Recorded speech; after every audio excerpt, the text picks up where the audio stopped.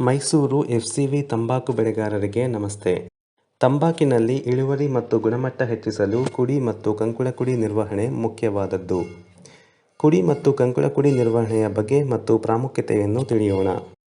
ಗಿಡದ ಬೆಳವಣಿಗೆ ಮತ್ತು ಮಣ್ಣಿನ ಫಲವತ್ತತೆಗೆ ಅನುಗುಣವಾಗಿ 18ರಿಂದ 20 ಎಲೆಗಳಿಗೆ ಮೊಗ್ಗಿನ ಹಂತದಲ್ಲಿ ಕುಡಿ ಮುರಿಯಬೇಕು.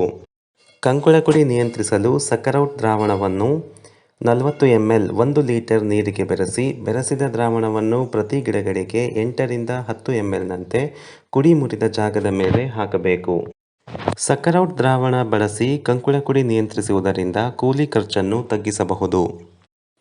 ಕುಡಿ ಮತ್ತು ಕಂಕುಳಕುಡಿ ನಿರ್ವಹಣೆ ಮಾಡುವುದರಿಂದ ಪೋಷಕಾಂಶಗಳು ಗಿಡದ ಅಭಿವೃದ್ಧಿಗೆ ಉಪಯೋಗಿಸಲ್ಪಟ್ಟು ಎಲೆಗಳ ಗಾತ್ರ, ಇಳುವರಿ ಮತ್ತು ಗುಣಮಟ್ಟ ಹೆಚ್ಚಿಸಲು ಸಹಾಯವಾಗುತ್ತದೆ.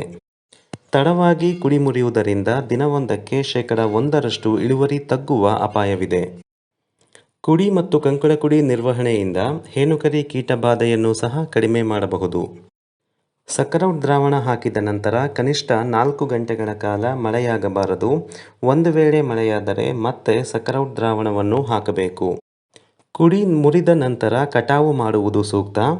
ಸರಿಯಾಗಿ ಬಲಿತ ಹಸಿರು ಮಿಶ್ರಿತ ಹಳದಿ ಬಣ್ಣಕ್ಕೆ ತಿರುಗುತ್ತಿರುವ ಎಲೆಗಳನ್ನು ಮಾತ್ರ ಕಟಾವು ಮಾಡಬೇಕು. ಇದರಿಂದ ಗುಣಮಟ್ಟದ ತಂಬಾಕು ಪಡೆಯಲು ಸಾಧ್ಯವಾಗುತ್ತದೆ.